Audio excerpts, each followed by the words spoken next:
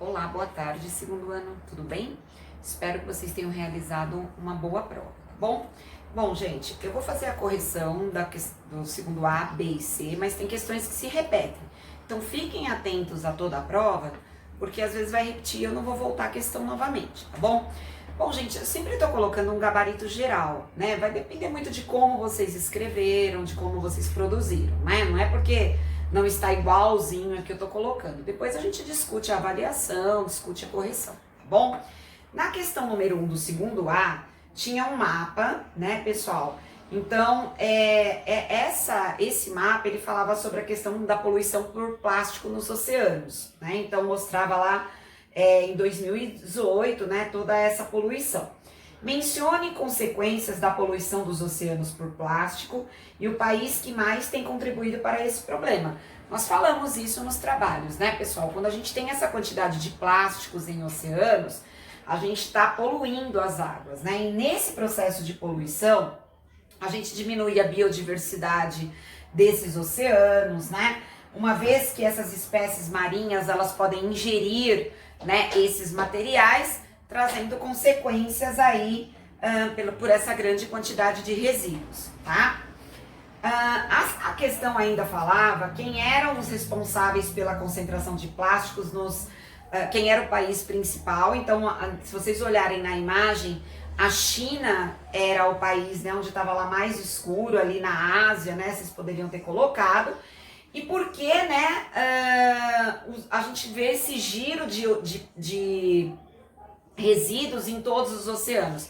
Porque o oceano se movimenta, né, gente? Ele se movimenta por ventos, ele se movimenta por correntes marítimas, né? Então ele não fica parado. Então esses resíduos vão sendo arrastados por todos os oceanos, certo, pessoal? Tá? Isso na questão número 1. Na questão número 2, né? Tava lá, desmatamento agravou crise de água em São Paulo, né? Então, tinha um texto lá sobre os especialistas, por que tem enchentes e alagamentos. Explique a relação existente entre o desmatamento e a diminuição da quantidade e da qualidade das águas. Bom, gente, partindo do princípio, né, que os nossos lagos, que os nossos rios são alimentados por águas subterrâneas, quando a gente desmata, a gente diminui a infiltração dessa água, né? Ao diminuir a infiltração dessa água, a água que precipita, que fica do ciclo hidrológico, ela fica impermeabilizada, então ela fica mais sucinta à poluição, ela fica mais sucinta à sujeira, né? E isso tudo vai indo aí para os lagos, para os oceanos.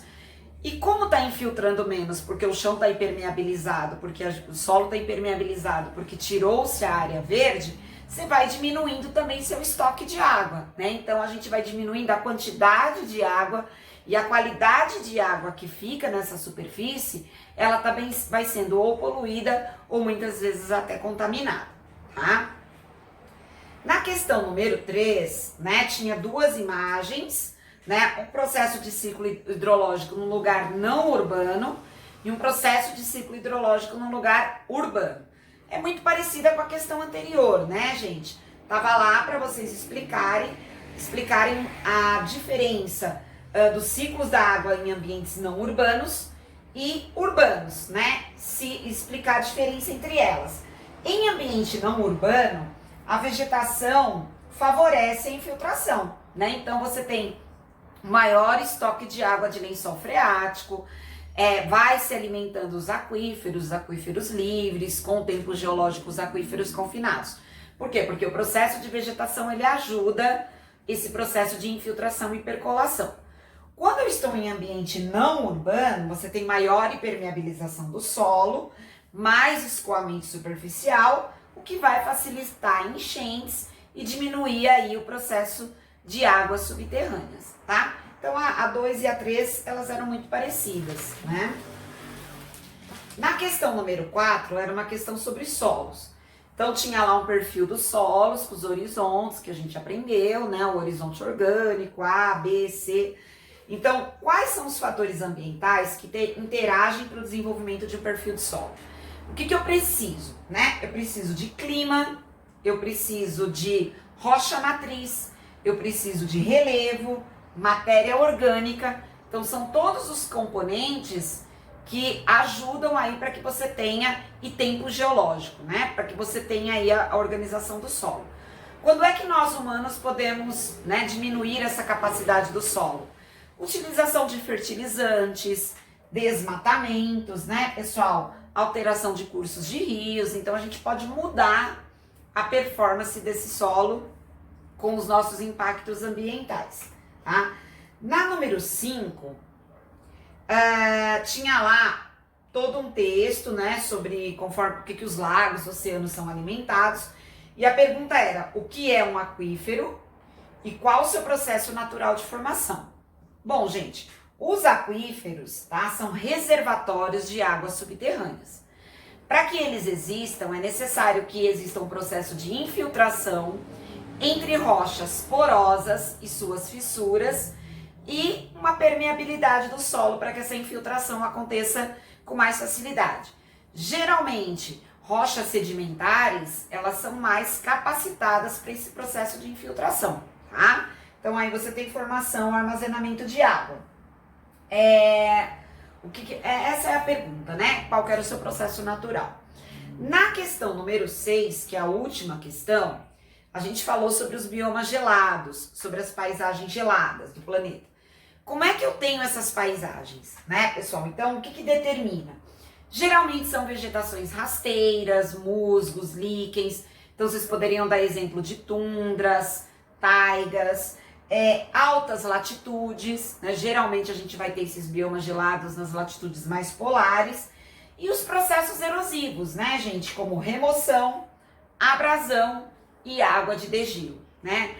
Vocês poderiam dar qualquer um desses itens, né? Até a imagem tá falando sobre os biomas, tá falando sobre latitude. Só de olhar a imagem, vocês já conseguiriam fazer essa questão, tá?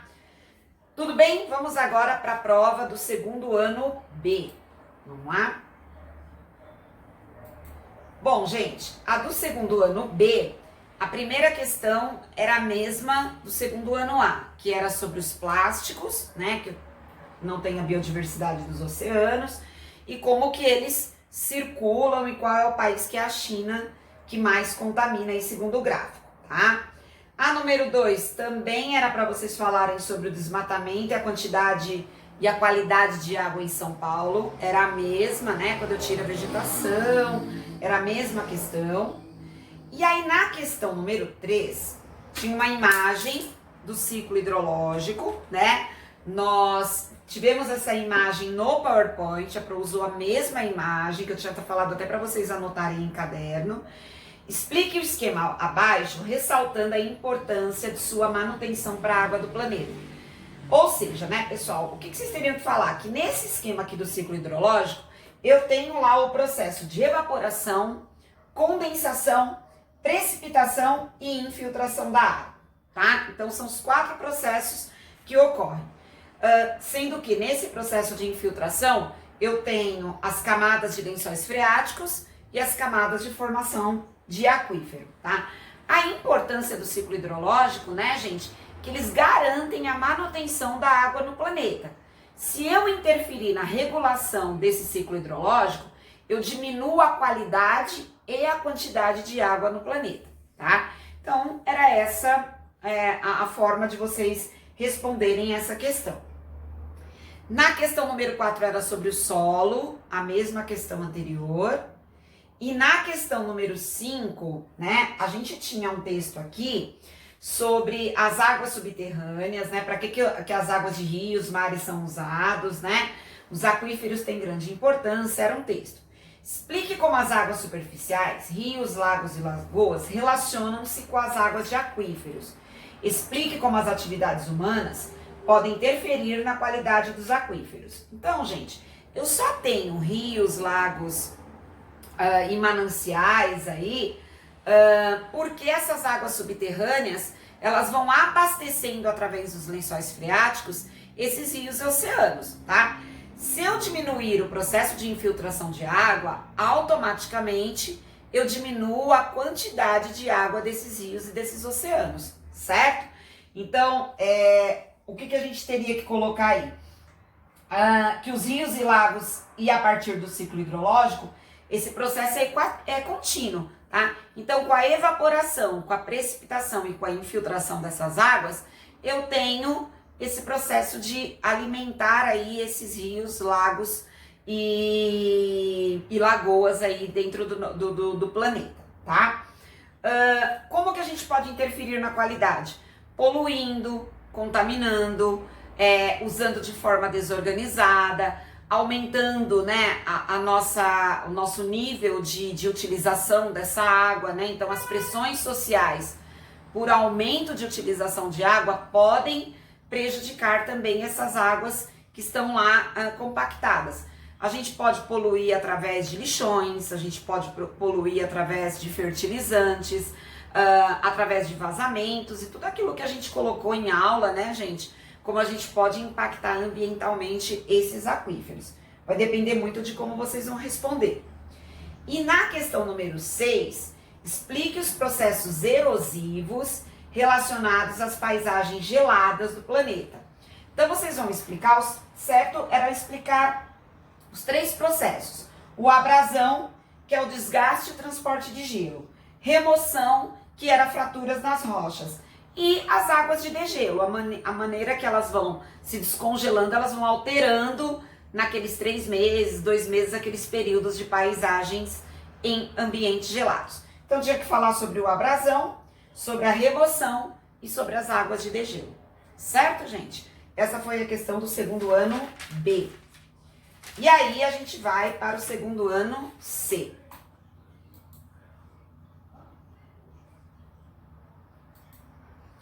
Bom, gente, a primeira questão, né, tinha uma imagem, né, de um copo de água escrito aprecie com moderação, e tá falando sobre a crise de água em São Paulo, né, que teve alguns anos atrás, tem todo um texto lá.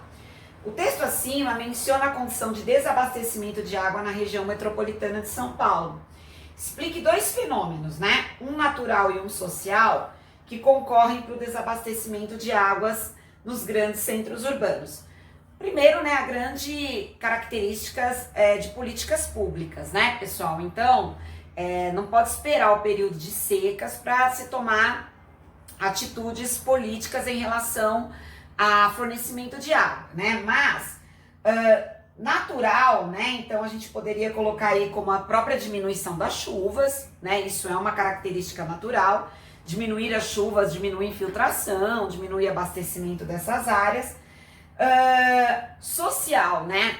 Nós aumentamos a nossa demanda por água, né? Houve um impacto muito grande social, a população, o seu estilo de vida mudou muito, né? E as políticas públicas não acompanharam essa infraestrutura necessária.